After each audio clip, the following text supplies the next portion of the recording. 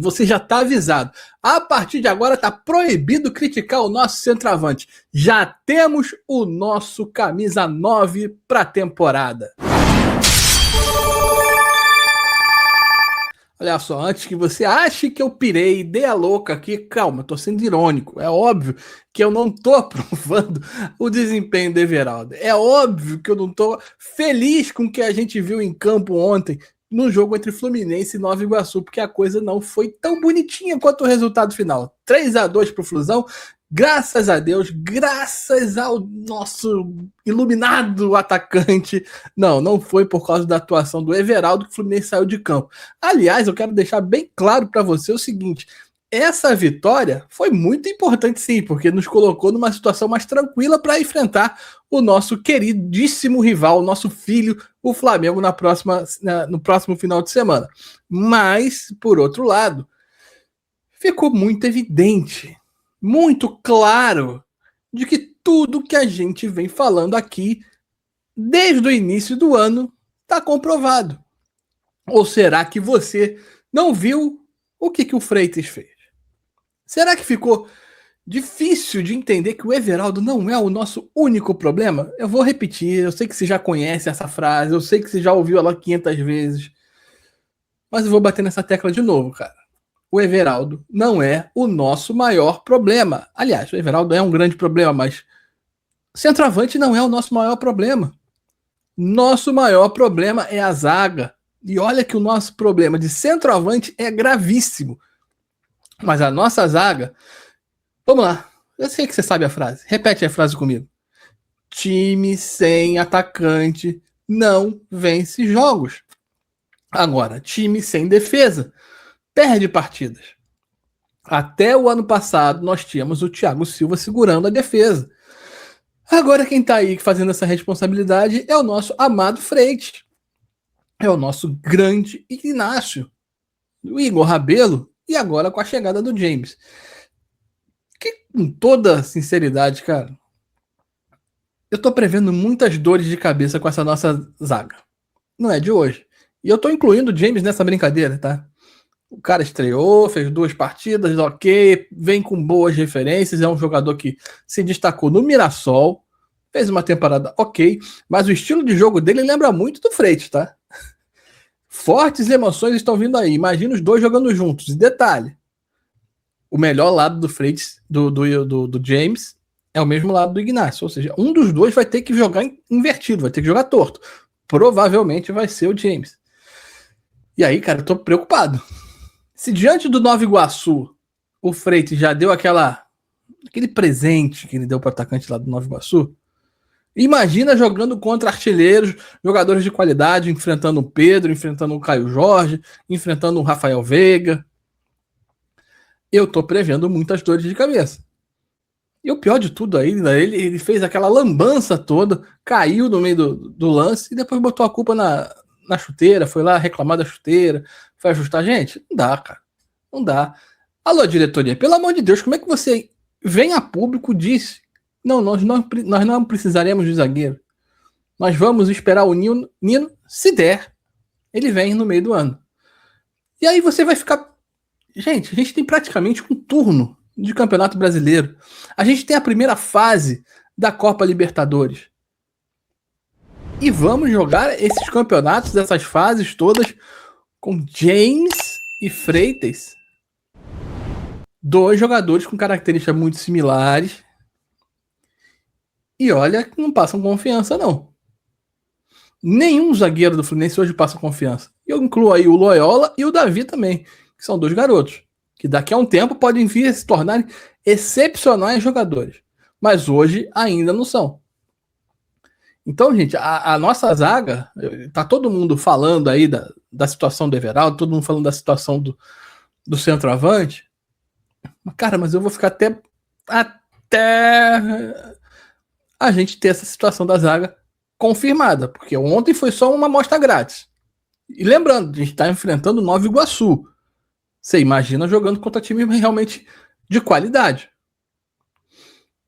Eu não consigo entender. Eu não consigo entender. E olha, eu não estou reprovando. Eu acho que a contratação do Savarino foi um baita de um reforço. Excelente jogador. Vai agregar muito. Mas esse recurso que foi investido no Savarino, eu teria investido num jogador de defesa. Pode não ter sido. Poderia não ser o Nino. Ah, vamos guardar o dinheiro para trazer o Nino? Show de bola. Maravilhoso. Mas traria um jogador para segurar. Aliás, se você tá com problema com o Botafogo tá com problema financeiro, por que não investiram no Barbosa? Que também tá com o contrato encerrando lá, tá com dificuldade de renovação. Para mim seria um jogador que não seria o jogador top de linha, seria um jogador para compor o elenco ali, mas ser titular na nossa realidade de hoje, e aguardaria o Nino. Muito mais útil do que seria o Savarino. Repito, não estou criticando a chegada do Savarino. Ele é muito bem-vindo, vai agregar demais. Mas não era a nossa prioridade. Nossa prioridade continua sendo a defesa, que está uma bosta. Não adianta a gente querer tapar o sol com a peneira achando que está tudo bem. E que o nosso problema é só o centroavante. Não é só o centroavante, é também. Mas se contra o Nova Iguaçu a gente teve essa dificuldade, meu Deus do céu, quando for jogar contra time sério, realmente o campeonato valendo, eu estou muito preocupado. E fica tudo nisso, fica tudo beleza, fica tudo certo. Então é o seguinte, gente. O Everaldo meio que se tornou um ponto engraçado. Ontem ele chutou, você viu que ele pegou o primeiro lance dele que ele pegou, tirou o zagueiro e tal, de fora da área ele chutou, porque realmente ele também tá segurando uma carga muito pesada em cima dele. Ele não tem mais clima para estar jogando no Fluminense. Só que ele não tem qualidade. É a mesma coisa que me botar para jogar de centroavante do Fluminense. Eu vou querer demonstrar o melhor, vou correr, vou fazer o melhor possível, tá? Mas, gente, desculpa, eu não tenho a menor condição de estar ali. É o mesmo caso do Everaldo. E acabou se tornando ali um chamariz, uma lenda, uma marca por causa disso. E ele tá carregando isso tudo nas costas dele. Meu irmão, desculpa, mas você não tem menor clima, você não tem condições de ser centroavante do Fluminense. Nem para compor elenco. Porque para compor elenco, a gente já tem o Cano se recuperando e a gente tem o JK. O JK tá um abismo de distância de ser considerado um grande jogador atualmente. Ele joga muita bola, mas atualmente ele tá longe nessa condição. Mas pelo amor de Deus, o Everaldo, comparado com o JK, é um amador. O JK é muito, mas muito melhor do que o Everaldo nessa situação que ele está hoje. E ontem, mais uma vez, ficou provado isso. Ah, mas o Everaldo fez gol. Dane-se que o Everaldo fez gol. Ora, ele não fazia gol desde agosto, gente. Isso não existe para um jogador profissional centroavante. Mas também teve fatos positivos no jogo de ontem. Não sejamos radicais a esse ponto de dizer que nada foi positivo, nada foi aproveitado, nada prestou. Eu vou falar assim o seguinte, já que a gente está falando de coisa boa, vamos falar de TechPix? Não vou falar de TechPix, vou falar do nosso NordVPN, que isso sim é uma coisa boa, te passa segurança e você pode se dar muito bem se você baixar esse aplicativo aí no teu celular. Olha só, aponta o teu QR Code aí para a telinha do seu computador, para a telinha da sua televisão, que você vai fazer o seguinte, você vai cair numa página que vale muito a pena você dar um confere nessa promoção, que somente aqui você vai conseguir baixar o aplicativo, tá? Você pode baixar, inclusive, na versão gratuita. Tem versão gratuita. E sabe o que isso vai te passar? Segurança. Porque a sua conexão não vai ficar exposta aí. Você está no meio da rua, você tá no ambiente público. Cara, você pode correr o risco de estar sendo invadido. Até dentro da sua casa você pode estar sendo invadido. Mas a partir do momento que você baixa o NordVPN, você consegue fazer uma conexão direta com o servidor da NordVPN. E você escolhe aonde você quer estar. Se você fizer a versão paga. Se você fizer a versão gratuita, já te passa uma segurança. Por quê? Você vai cair num servidor que ele considera mais rápido, que esteja mais eficiente naquele momento. Mas se você estiver disposto a investir uma graninha, e eu falo uma graninha mesmo, porque não custa nem R$10 com essa promoção. Com a versão paga, você vai escolher aonde você quer estar. Ah, eu quero hoje estar na Espanha. Minha conexão vai ser com a Espanha. Beleza. Olha lá. Além de te proteger contra a invasão, você vai ter uma conexão segura. Você também se protege de certas ações, que a gente sabe que hoje o nosso governo anda meio doidão aí e faz umas ações que de vez em quando bloqueia rede social, bloqueia conteúdo. Você baixa o NordVPN e você vai ter aí essa possibilidade de escolher de onde você quer estar conectado e você consegue fugir dessa situação incômoda que está afetando o nosso país. Então, se fosse você, pelo menos dá uma olhadinha. Vale a pena, nem que seja a versão gratuita, eu falo para você. Vale muitíssimo a pena e você está perdendo tempo se não fizer isso. Se você estiver vendo pelo celular, aqui embaixo na descrição do vídeo, eu estou deixando também o link que você pode apertar ali e vai se dar muito bem se você correr para lá. NordVPN eu recomendo, tá? Mas olha só, vamos falar também de pontos positivos? A gente não pode ser também o alto-falante de velório, né, gente? Pelo amor de Deus. Vamos falar coisa boa também. O Max Cobreiras, logicamente ali orientado pelo nosso Zubeldia, fez uma escalação que eu diria que para você que foi válida, foi ousada até, vamos dizer assim, e valeu a pena. O que eu tô falando? Eu tô falando do teste que ele fez ali com o Ganso e o Acosta, os dois jogando juntos. Eu não me lembro de tê-lo visto jogando junto, assim, de início, nunca no Fluminense, não lembro de ter tido isso acontecido. Eu acho que foi um teste válido. Apesar de manter o Martinelli muito mais exposto, foi um teste que valeu a pena pra gente entender. É possível que os dois joguem juntos? Eu, pra ser sincero, eu vi gente criticando a atuação dos dois juntos. Não achei não. Eu gostei, inclusive. Porque permitiu que o Acosta ficasse mais solto, mais próximos até do atacante em certos momentos, e revezava com o Ganso também em alguns outros momentos essa posição. Então eu achei que foi válido. São dois jogadores muito criativos e que naturalmente acabam ajudando tanto o Canóbio quanto o centroavante que tá ali, tá? A gente teve também uma formação diferenciada do ataque, e aí eu já prevejo que ele evitou de colocar o Serna junto com o Canóbio desde o início para ver como é que fica essa formação ali, porque a princípio, com a chegada do Savarino, é ali que ele vai jogar, tá? E não vai ser no lugar do Matheus Reis, que teve uma oportunidade e assim, ao meu ver, não prejudicou a imagem dele, vamos dizer assim, mas também não falou, não deu a credencial dele, dizendo que ele está pronto para ser o jogador ali que a gente pode contar nesse momento. Vai ter a volta do Santos Moreno também, é outro jogador que atua por ali. Então eu já enxergo que pelo menos o Zubeldia está fazendo isso, tá vendo a possibilidade de escalar o Canóbio e o Serna de um lado, o Santos Moreno, o Matheus Reis e de repente ali a chegada do próprio Savarino para ocupar esse lado esquerdo. Agora, vamos raciocinar aqui. Hoje em dia a nossa realidade é JK, Everaldo e Cano. Cano daqui a uns 30 dias, pelo que a gente tem ouvido falar.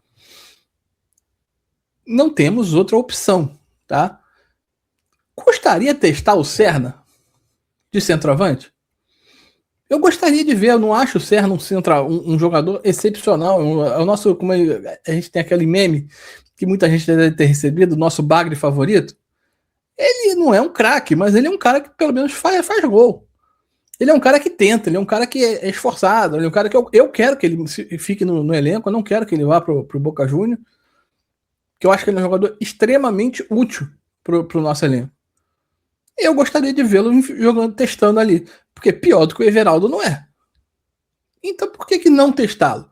Eu acho que valeria muito a pena a gente fazer essa avaliação com o Canóbio servindo ele. O Canóbio perdeu pênalti, não foi a melhor partida dele, mas o Canóbio o tempo todo entrega dedicação, correria, enfim, ninguém pode reclamar do Canóbio nesse sentido. Então eu acho que com a velocidade do Canóbio, com a técnica do Savarino que tá chegando, com a visão de jogo do Acosta, cara, o Serna eu acho que pode render até muito bem como jogador referência. E ele voltando, que ele também é um jogador que corre bastante, ele voltando para compor o elenco, de repente fazendo até o pivô, que muita gente fala que o Everaldo faz muito bem, é o único ponto positivo do Everaldo.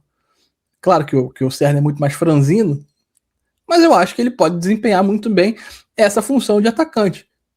No deserto que o Fluminense se encontra hoje, seria muito válido sim a gente, de repente, testar a presença do Serna como um homem referência. E para a gente fazer uma reflexão aqui um pouquinho mais aprofundada, falamos da defesa, falamos do nosso meio campo ofensivo, falamos do sistema ofensivo, E o nosso meio campo, a parte defensiva, e eu tô falando do Martinelli. De novo, o Martinelli fez uma baita de uma partida. O cara não estava com um companheiro ali de volante, no caso seria o Hércules, que ainda está lesionado, mas o cara desempenhou um jogo, para mim, quase que perfeito. E olha que com 20 minutos de jogo, ele arriou a meia ali, eu falei, ih, já vai morrer. Não, mas ele conseguiu segurar bem e jogou para mim um partidaço mais uma vez. E eu me preocupo demais com essa evolução do Martinelli, obviamente no bom sentido. Por que eu tô falando isso? Porque vai chegar a janela do meio de ano, eu acho que vai ser muitíssimo difícil o Fluminense segurar o Martinelli. Então, vamos aproveitá-lo da melhor forma possível, porque o Fluminense não tem hoje ativo de jogador para fazer negócio, e o Fluminense precisa fazer negócio. Esse ano a gente não tem Mundial de Clubes, esse ano as competições são um tiro no escuro, a gente não sabe até onde a gente vai na Copa do Brasil. E aí o Fluminense vai precisar fazer caixa. Até porque, se der, ele vai trazer o Nino, se der, ele vai investir no Ares. Então a gente tem que ficar de olho. Então me preocupa bastante. O Martinelli tá jogando bem, pelo amor de Deus, eu tô falando isso entre aspas, mas vale a pena a gente manter isso aí no nosso radar, porque é uma situação incrível. Para mim, ele jogou um partidaço mais uma vez, deu segurança para a defesa, fez uma ligação boa com o ataque, o Ganso fazendo uma ponte ali dessa presença ali no meio de campo. Então acho que valeu muito a pena. Então, Martinelli, mais uma vez parabéns, você é um jogador que cada vez mais me enche os olhos. Se eu tiver ganhando apoios aqui, deixa aqui teu comentário, diz aqui o que você achou especificamente da atuação do Martinelli.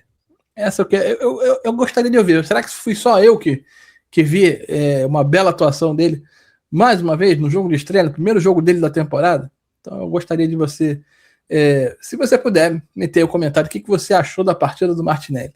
Se quiser falar do Everaldo, fala também, porque já faz parte do nosso folclore. Agora, o que você não pode deixar de fazer, e isso aí é muito sério, é se inscrever no canal. Meter o dedo no like. Vamos por prioridade? Se inscreve no canal. Se eu tô precisando muito da sua ajuda, e a gente tá criando conteúdo aqui direto. Vai vir coisa nova, vai vir conteúdo diferenciado também. Então, não perde esse conteúdo não, cara. Não perde esse conteúdo não, que a gente tá preparando uma coisa bem bacana, inclusive aí da Copa do Mundo em breve. Vamos que vamos. Tá bom? Então, se inscreve no canal. Pô, quase 60% das pessoas que vêm aqui assistem o vídeo não são inscritos no canal. Então, faz isso aí que você não vai perder nenhum vídeo, nenhum conteúdo que vai rolar aqui nos próximos dias, nos próximos meses, nos próximos tempos. Tá beleza? Conto com você. Bora!